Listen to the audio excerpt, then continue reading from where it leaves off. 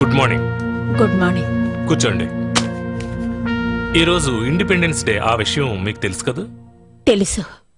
మిమ్మల్ని విడిపించమని ఆర్డర్ వచ్చింది. నాకు విడుదల దొరికి ఎన్నో సంవత్సరాలైంది. కొన్నేళ్లుగా నేను నాలుగోళ్ల మధ్య ఉండిపోయాను.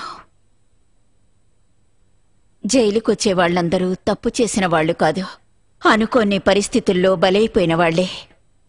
అయినా ఎన్నో హత్యలు చేసి కూడా ఏ శిక్ష లేకుండా దర్జాగా కొందరు తలెత్తుకు తిరుగుతున్నారు. 1000 మంది నేరస్తులు చట్టం నుంచి తప్పించుకున్నా ఒక నిరపరాధి కూడా శిక్షింపబడకూడదన్నది మన చట్టంలో ఉంది కదా.